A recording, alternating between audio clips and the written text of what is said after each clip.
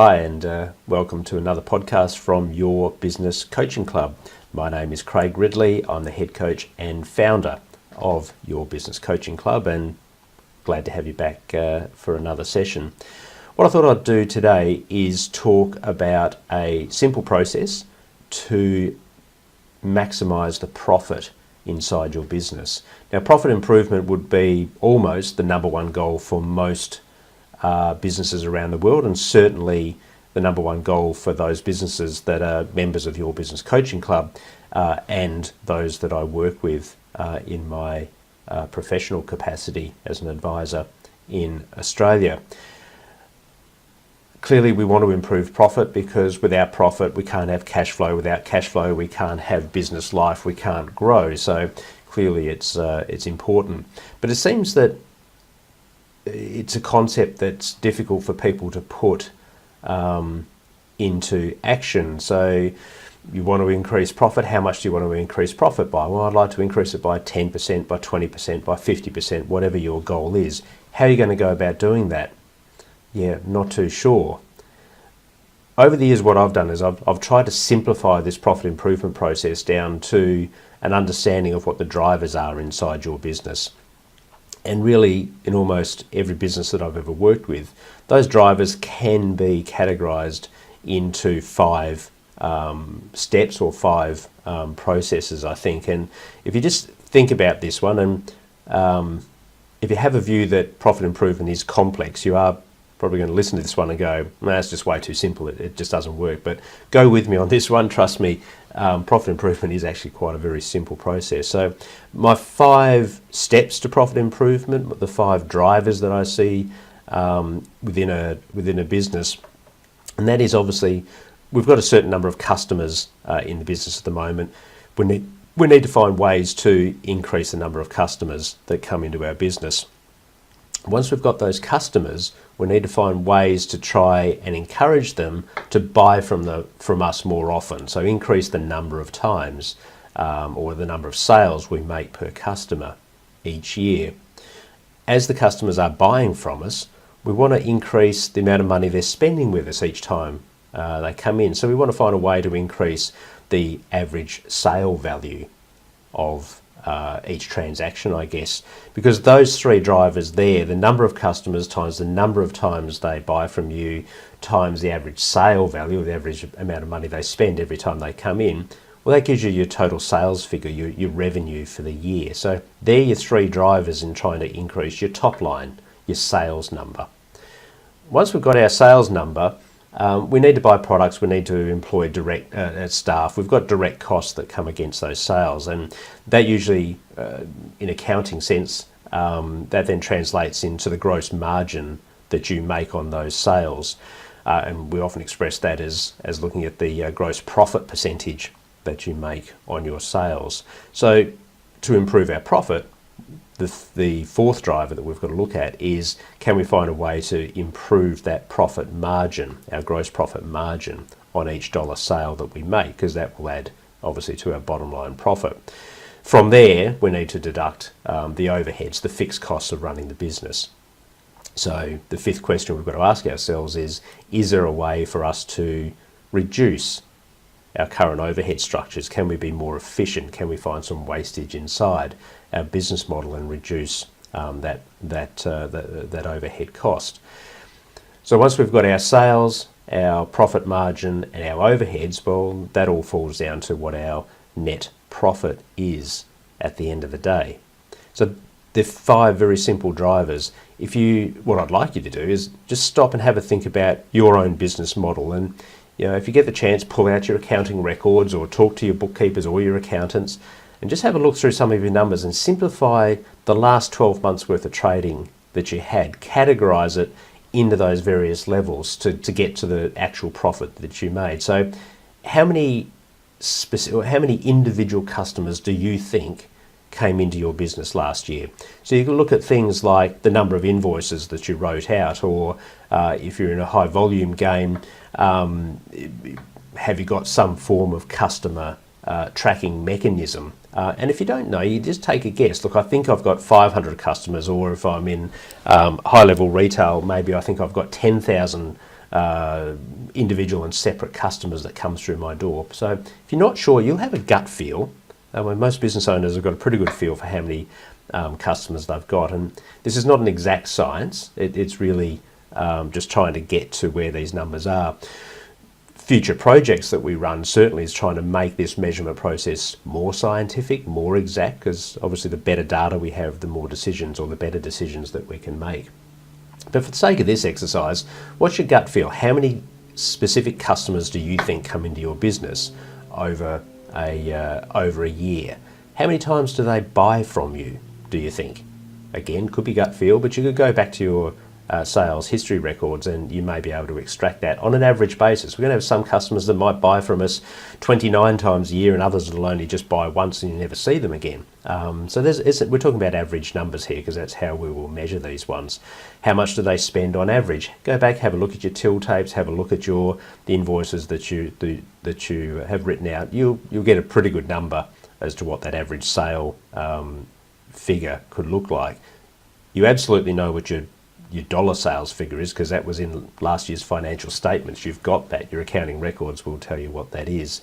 So that's the number you're getting to, is that sales figure. So just get the best you can, number of customers times the number of times they buy from you on average, times the average value that they spend with you, gives you your gross sales figure.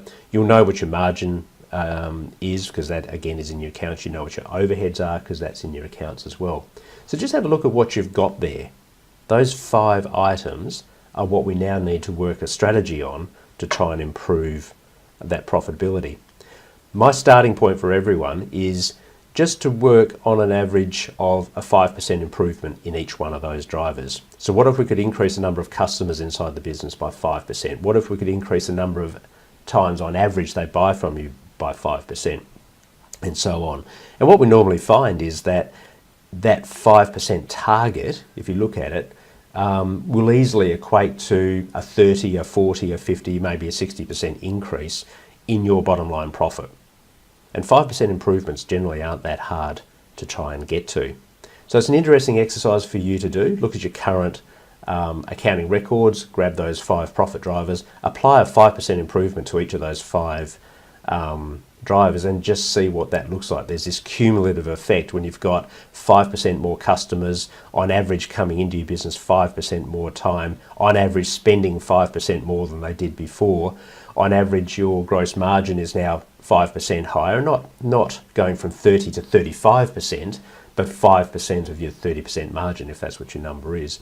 And overheads, if we could find some wastage and reduce that by 5%, the cumulative effect of all of those can be quite significant.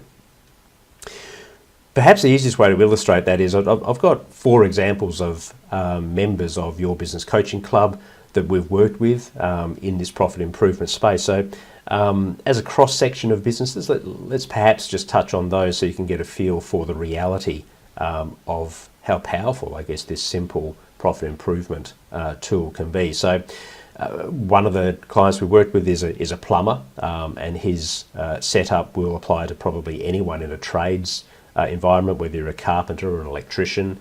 The concepts are probably very much the same. So with this particular customer, or this member of Your Business Coaching Club, his current turnover when we did this exercise was about $350,000, and he's generating a profit of about $170,000, which is not a bad return. When we looked at what was potentially available inside his business, we settled on a number of, we thought that we could increase the number of clients by about 20%, and we could probably increase the amount of sales events that came into the business by about 15%, and work on some of the other ones. The end result was that we believe we could move the sales figure from $350,000 up to about $530,000, and the profit increase that would flow from that is $170,000 up to about $300,000. So the strategy that we developed for him and the targets that we set were to increase that profit by about $140,000, which is an 81% lift in his bottom line profit. How would we do that? So to increase the number of customers that would come through this plumbing business, clearly there's a marketing strategy. And we talked lots about marketing strategies at Your Business Coaching Club. So there's a whole marketing strategy there. We need to be able to drag these new customers in. But we also settled on a guarantee. And if you look at a lot of these tradesmen that work in residential, particularly with residential clients, two of the main gripes that their customers have is that they never turn up on time and they never clean up after themselves. So we set a guarantee in the marketing offer or the sales offer for this plumber that we'll always be on time and we'll always clean up after ourselves, and if not, there'd be a discount on the fee. And that worked a treat. We also worked on a service quality program with this plumber so that the customers felt as though they were getting a really good job done. So that just opens up that whole referral program. So customers would talk to their friends about what a different experience it was to have this particular plumber come through. So we found we set a target of a 20% increase in customers to move them from 500 to 600 customers on their books, and that was achieved really easily. In fact, in the first year, we achieved that 20% increase.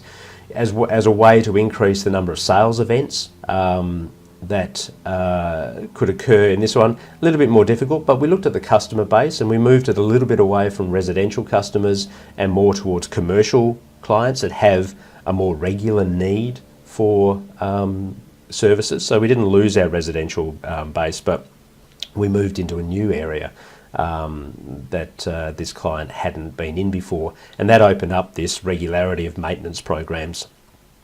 So we're in servicing businesses 3 or 4 or 5 times a year, as opposed to residential, which might only be 1 and sometimes 2 times a year. So we're able to increase the average contact per customer from 2 times a year to 2.3 times a year. Doesn't sound like a big number, and it's really not, but it does have a cumulative effect on the profit. In terms of the average sale value, we increased that from about $350 to $385 per sale. And in doing that, again, this focus on commercial clients gave us the ability to charge higher fees because they had more work to be done when you made that visit.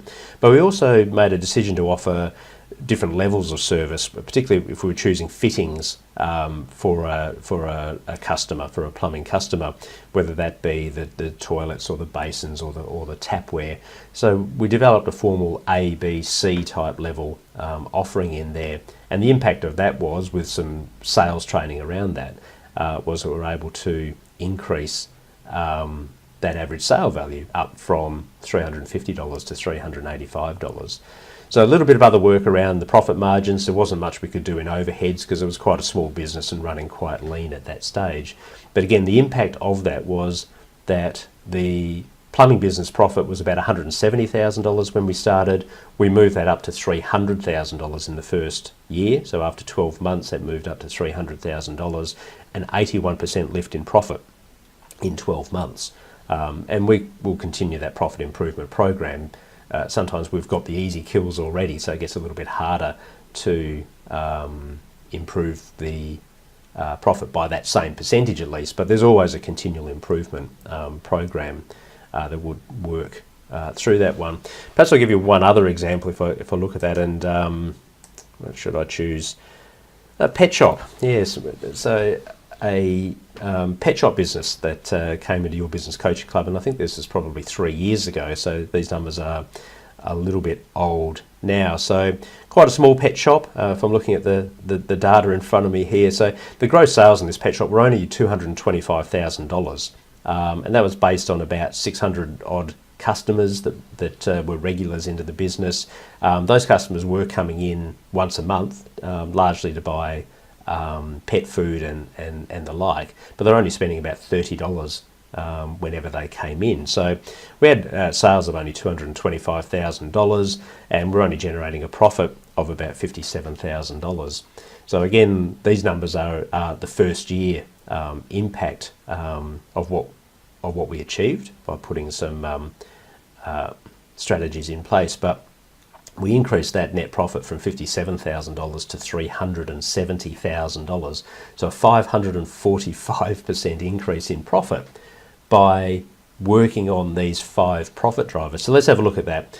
In customer numbers, these guys had done absolutely no marketing. I mean, how they were still in business at the time probably beggars belief as well. But we achieved 100. We doubled the customer base. We moved from 625 customers that they guessed were on their system when we started up to close on 1,250 customers within that first 12 months and working on that.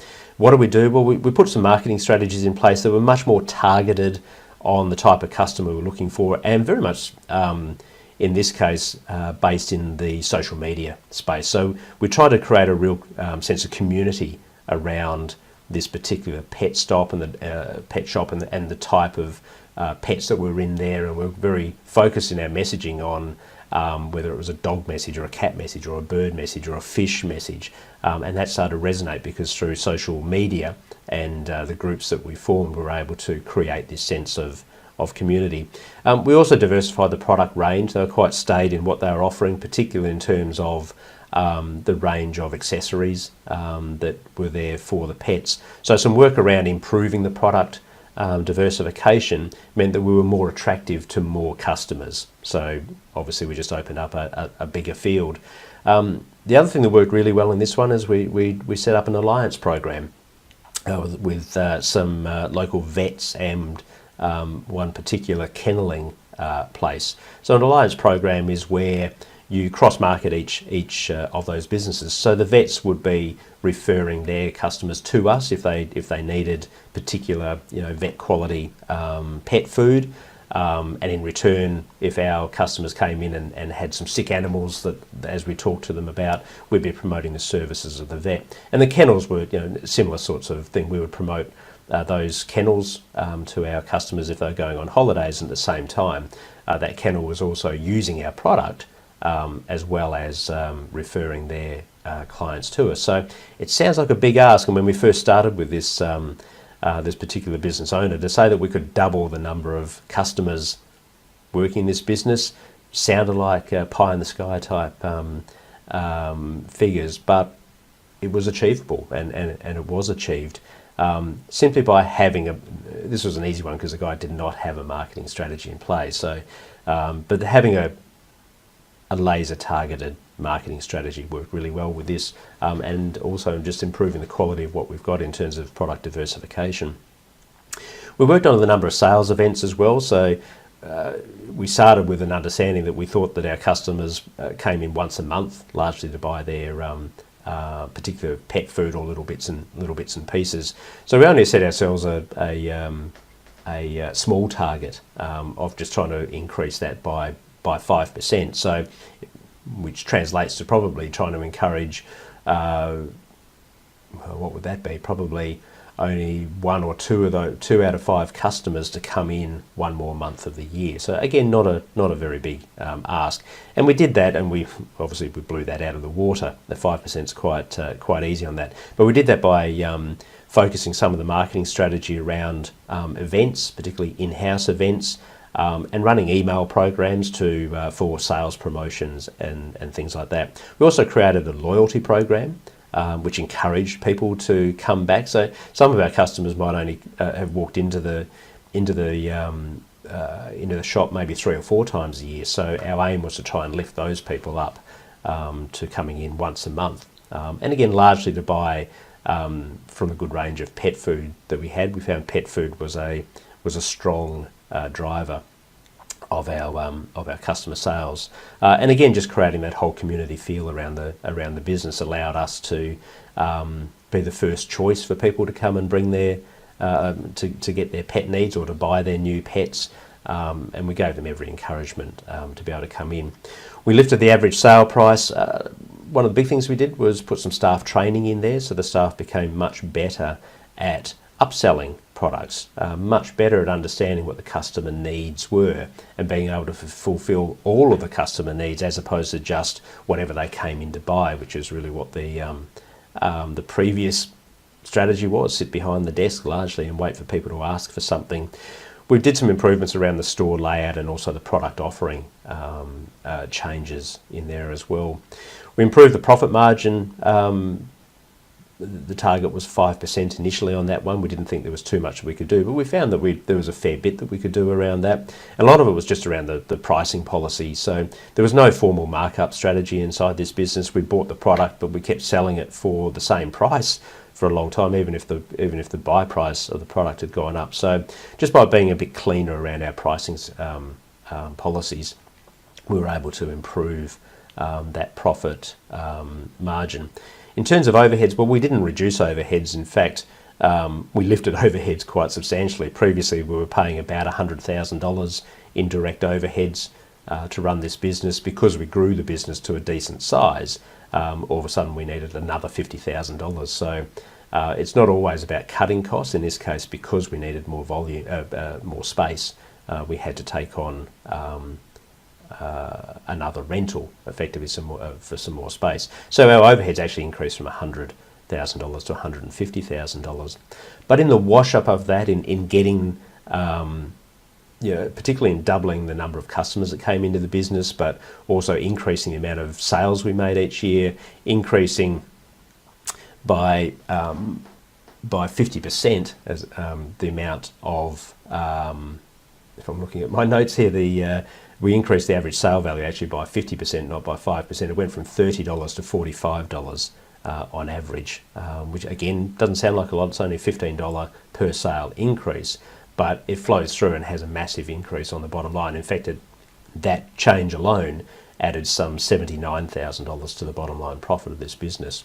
So again, we moved the profit of this business from $57,000 up to $370,000. That was moving gross sales from only $220,000 as a very small business up to $700,000. And then since then, obviously, that business will grow further from there as well. Every year, every 2 years, you have this profit improvement program coming through.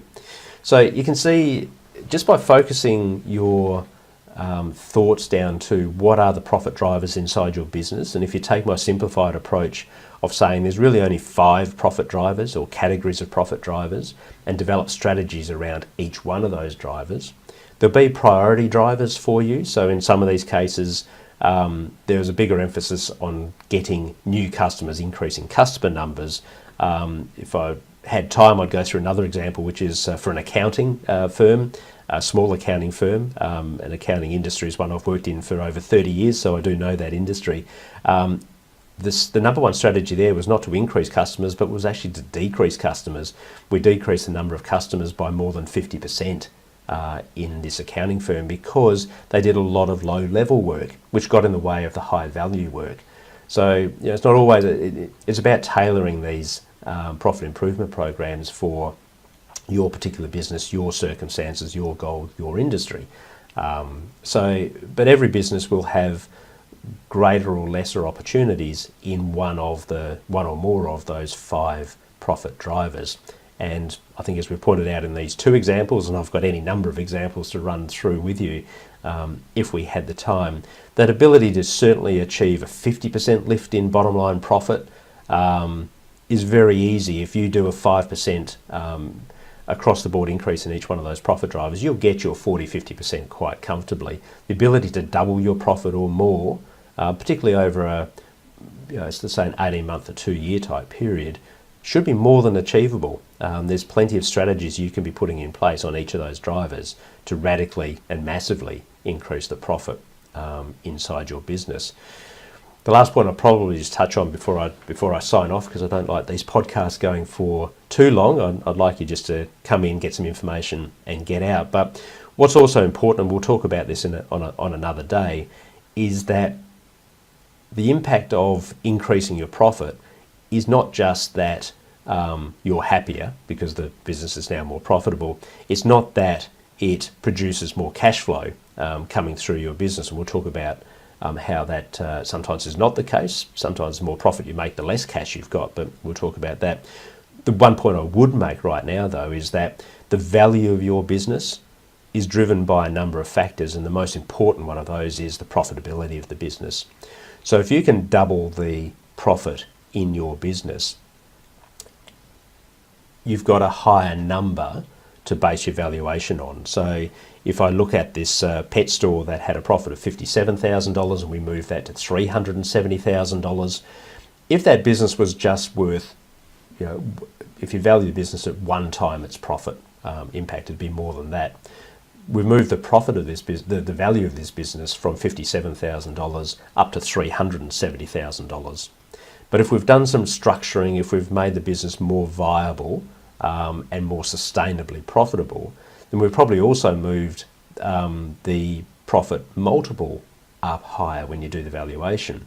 So we get this doubling impact, or this cumulative impact, I guess, that if we put a doubling of profit inside the business, and if we can, instead of getting a valuation multiple of 1 time profit, we get 2 times profit, we can double the value of the business. We can treble the value of the business.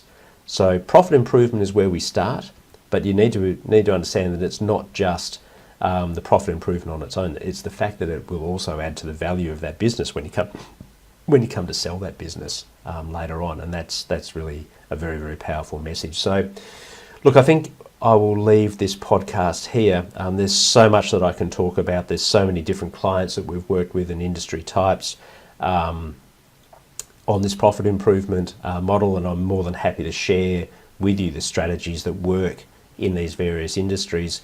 And I guess that's my promotion for you to have a look at becoming a member of Your Business Coaching Club. Look, it's a monthly membership. It only costs you $15 a month. There's no lock-in contracts. You can come and go whenever you want. But as a member, you've got that ability to ask for our feedback and our input into your business issues and your particular business industry. So if you look at this profit improvement model, no matter what business you're in, no matter what industry you're in, we can help you apply this model, and we do that under your $15 a month membership. So you go into the members clubhouse once you become a member, you use the contact form to send us a message, and you say, look, I'm in the jewelry business. I run 1 or 2 or 3 different jewelry stores, and I'm a bit stuck on how I can increase the profit of my business. So we'll ask you for some basic details that you'll never be identified, obviously, in doing all of that, but basic details of this 5-step profit improvement model. How many customers have you got at the moment? What's their average? How many times do they come into your store on average? How much is the average sale value? What's your profit margin? What are your overheads? Now, with those numbers, we'll then post up a masterclass video of how we would take your business from your current position to a much more profitable position. We'll run through our 5-step process through that masterclass. It's then your choice if you would then like to go on, then you can use the resources, one or more of the 60 business coaching manuals we have available to our members of Your Business Coaching Club. So you can apply, you can work through the marketing modules, you can work through the pricing modules, you can work through the structuring modules and the business valuation modules, and develop your own strategies of how you can improve both the profit and the value of your business. But also, if you decide that you want more hands-on and personalised support for your business, if you work better that way, then we have quite a low-cost virtual coaching process through Skype and Zoom and other tools, where we can link with you, talk more deeply about your own personal business, your own personal strategies, and help put a plan in place to be able to work through this profit improvement process. So look, I hope for non-members, I hope that is useful to you, so that you understand that there is quite a simple process to the profit improvement dilemma that you're facing at the moment. Just go back into your business, bring your business, your profit model back into those 5 drivers, apply across the top of a 5% improvement, because that's quite easy to achieve, and then start thinking about whether or not 5% is a strong enough target for you or not. It'll set a target in terms of what the optimal profitability of your business may well be. And again, there's plenty of resources at Your Business Coaching Club that can help you through that, and we'd love to help you personally as well. So with that, I am going to sign off. Thank you again for listening in to this podcast. Again, my name is Craig Ridley. I am the founder and I'm the head coach of Your Business Coaching Club. And thank you so much for tuning into this episode. I will see you in the next one. Goodbye then.